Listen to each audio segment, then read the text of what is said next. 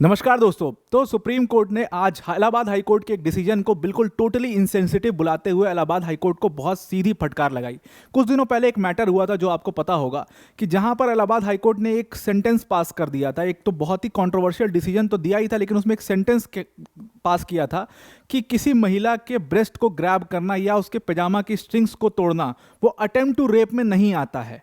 अब आप सोचिए कि जब ऐसे जजमेंट्स, जब ऐसे सेंटेंसेस सुप्रीम कोर्ट या इलाहाबाद हाई कोर्ट द्वारा पास किए जाएंगे तो ऑब्वियसली सोसाइटल लेवल पर उसका कितना क्रिटिसिज्म होगा। तो जैसे ही इलाहाबाद हाई कोर्ट ने ये डिसीजन, अभी हम डिस्कस करेंगे पूरा केस, तो जैसे ही इलाहाबाद हाई कोर्ट ने ये डिसीजन पास किया, इसके ऊपर बहुत क्रिटिसिज्म हुआ। जितने भी सीनियर एडवोकेट्स थे, जितने भी विमेन एडवोकेट्स थी, सारी मतलब बिल्कुल फ्रंट फुट पर आ गई, सबने ट्वीट करना शुरू किया और फाइनली सुप्रीम कोर्ट बाध्य हो गया इस मैटर को सुनने के लिए। और सुप्रीम कोर्ट ने उस मैटर को सुना और आज इलाहाबाद हाई कोर्ट की उस डिसीजन को सुप्रीम कोर्ट ने कहा कि ये टोटल इनसेंसिटिव डिसीजन है और इलाहाबाद हाई कोर्ट को इस तरीके के और उनके जजेस को इस तरीके के डिसीजन से बचना चाहिए। एक सही इंटरप्रिटेशन उनको लॉ की करनी चाहिए। तो डिटेल में डिस्कस करते हैं, पर वीडियो में आगे जाने से पहले एक छोटी सी अनाउंसमेंट है अनअकैडमी टीम की तरफ से कि अनअकैडमी ने अपने यूपीएससी सीएससी के सभी कोर्सेज में 60% तक का डिस्काउंट दे दिया है और डिस्काउंट के अलावा आपको इसमें 12 मंथ्स का फ्री एक्सटेंशन भी मिल रहा है। अनअकैडमी की टॉप फैकल्टी जैसे मृणाल सर, प्रतीक सर, सुदर्शन सर जैसी फैकल्टीज आपको इन बैचेस में पढ़ा रही होंगी। अब आते हैं अपने टॉपिक के ऊपर वापस।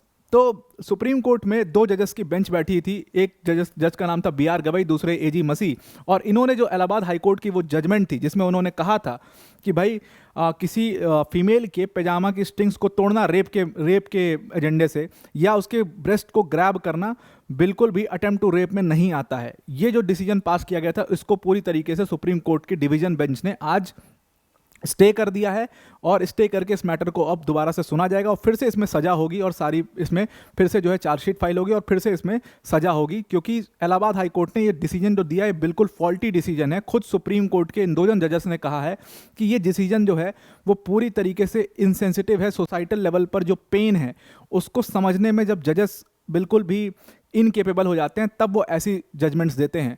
और जिन जज ने ये जजमेंट दी है उनका जो पूरा रीजनिंग है वो पूरी तरीके से गलत है। एक्चुअल में इस पूरे मैटर को सुप्रीम कोर्ट ने सुओ मोटो कॉग्निजेंस लेकर के सुना था। अब ये मैटर हुआ क्या था, सुओ मोटो कॉग्निजेंस क्या होता है? देखो, ये मैटर जो है ये हुआ इलाहाबाद हाई कोर्ट में था। इलाहाबाद हाई कोर्ट ने इसके ऊपर एक बहुत ही गलत डिसीजन दे दिया, जजमेंट दे दी अपनी।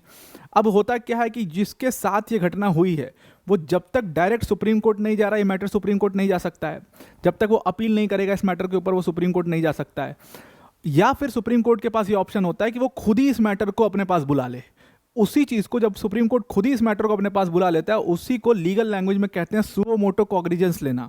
तो सुप्रीम कोर्ट इस चीज पर बाध्य हो गया, इतना सोसाइटी में इसका क्रिटिसिज्म हो गया कि सुप्रीम कोर्ट इस चीज पर बाध्य हो गया कि इस मैटर को हम सुओ मोटो कॉग्निजेंस में सुनेंगे। पूरी घटना समझते हैं हुआ क्या था एग्जैक्टली। तो देखिए एग्जैक्टली ये घटना है साल 2021 की। साल 2021 में दो लड़के थे, एक का नाम था आकाश, एक का नाम था पवन। ये दोनों लड़के जो हैं इन्होंने एक महिला के साथ, इन्होंने एक माइनर लड़की के साथ, महिला भी नहीं माइनर लड़की के साथ रेप करने का अटेम्प्ट किया था। एक माइनर लड़की जो कि अपने मदर के साथ जा रही थी, उस लड़की को रास्ते में पकड़ करके इन्होंने उसका ब्रेस्ट ग्रैब किया, उसके कपड़े को फाड़ने की कोशिश की, उसकी पैजामा के स्ट्रिंग को तोड़ा, रेप के एजेंडे से ये सारा उन्होंने घटना की। उसके बाद फिर किसी तरीके से वो लड़की वहाँ से भागती है, किसी तरीके से उसको बचाया जाता है। फिर उसके बाद केस फाइल होता है और केस जब फाइल होता है उसके बाद जो है पुलिस इन दोनों को अरेस्ट करती है, चार्जशीट बनाती है और फिर मामला पहुँचता है कोर्ट में। जब ये मामला हाई कोर्ट में पहुँचता है, मामला हाई कोर्ट में पहुँचते पहुँचते हो गया 2025। अब ये 2025 का एकदम रिसेंट मामला है। ये सोचिए 21 में केस हुआ था, 2025 में मामला पहुंचता है। जस्टिस थे राम मनोहर नारायण मिश्रा जो कि इस केस को सुन रहे थे। 17 मार्च का डिसीजन है उनका। जस्टिस राम मनोहर नारायण मिश्रा ने जब ये केस को पूरा सुना तो उन्होंने एक बड़ा ही कंट्रोवर्शियल डिसीजन उसमें पास किया। उन्होंने अपना डिसीजन पास करते हुए इस केस में कहा कि देखिए, रेप का प्रिपरेशन करने में या किसी भी ऑफेंस का प्रिपरेशन करने में और एक्चुअल अटेम्प्ट में बहुत फर्क होता है। ये बात उन्होंने अपने डिसीजन में कही है, लेकिन वो ये किसी भी ऑफेंस के बारे में कह रहे हैं, अभी रेप तक वो पहुंचे नहीं है। उन्होंने कहा एक होता है कि आप प्रिपेयर करिए, कि आप दिमाग में सोच रहे हैं, फिर आप उसके लिए पूरी योजना बना रहे हैं, फिर आप गैंग जुटा रहे हैं। मान लो कुछ घटना करनी है, बैंक लूटना है, तो आप पूरा उसका प्रिपरेशन कर रहे हो कि यहाँ जाएंगे, यहाँ कैमरा लगा, यहाँ से बचना है, ये टोपी पहनना है, ये सब प्रिपेयर कर रहे हो। और उसके बाद आप एक एक्चुअल अटेम्प्ट कर रहे हो, भले वो अटेम्प्ट फेल हो गया हो। तो यहाँ पर इन दोनों के बीच में बहुत डिफरेंस होता है और इन दोनों के पनिशमेंट्स में भी डिफरेंस होता है। इन दोनों पर चार्ज भी जो बनता है वो भी डिफरेंट होता है। तो जो ग्रेटर डिग्री ऑफ पनिशमेंट बनेगा वो एक्चुअल अटेम्प्ट पे बनेगा, प्रिपरेशन के ऊपर ज़्यादा पनिशमेंट नहीं बनता है। ये बात उन्होंने अपने जजमेंट में कही, ये बात तक समझ आ रही है। उसके आगे जो उन्होंने कहा वो बहुत बड़ी कंट्रोवर्सी है। उन्होंने कहा कि इस घटना में, इस वाले केस में, जो विमेन का ब्रेस्ट को ग्रैब किया गया है या उसके कपड़ों को फाड़ने की कोशिश की गई, पजामा के स्ट्रिंग्स को तोड़ने की कोशिश की गई है रेप के माध्यम से, वो एक्चुअल अटेम्प्ट ऑफ रेप नहीं है, वो प्रिपरेशन टू रेप है। अब ये आप खुद, मतलब एक अंधा आदमी भी और एक बिना नॉलेज का आदमी भी जिसने लीगल कुछ नहीं पढ़ा है, वो भी ये बता देगा कि भाई ये अटेम्प्ट ही तो हो रहा है, वो कुछ एक्ट ही तो कर रहा है, और एक्ट इज एन अटेम्प्ट, वही तो कोशिश कर रहा है वो। तो ये डिसीजन जब बाहर आया तो लोग बहुत ज़्यादा मतलब गुस्सा हो गए इस चीज़ से।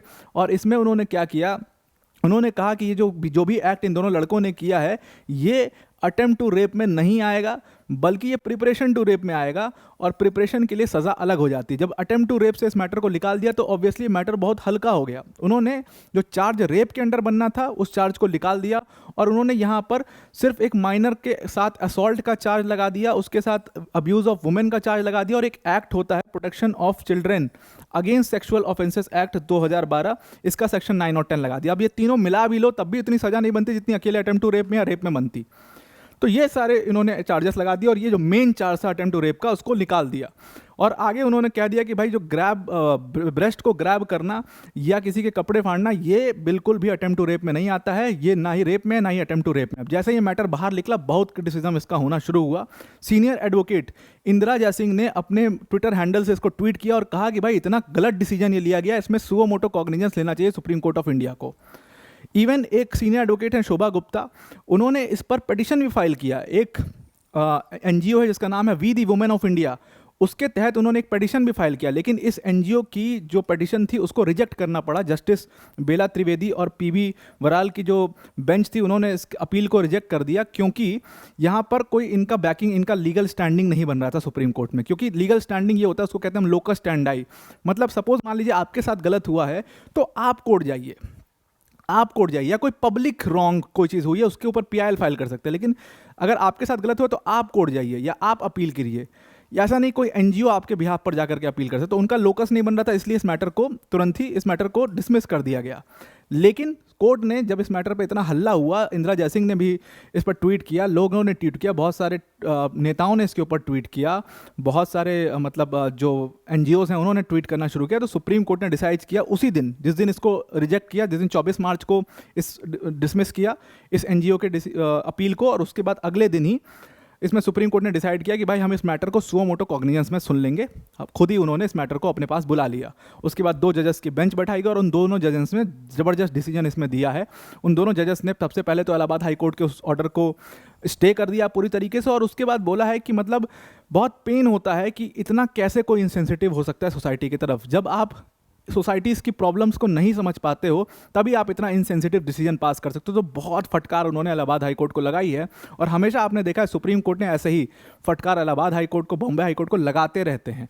तो जब ऐसे डिसीजन आएंगे तो ऑब्वियस सी बात है फटकार तो लगनी ही चाहिए। तो फाइनली अब जाकर के न्याय हुआ है, अब जाकर के इलाहाबाद हाई कोर्ट के डिसीजन पर स्टे हो चुका है। अब सुप्रीम कोर्ट मैटर सुनेगा और फिर से इसमें पनिशमेंट होनी चाहिए और अटेम्प्ट टू रेप में ये आना चाहिए।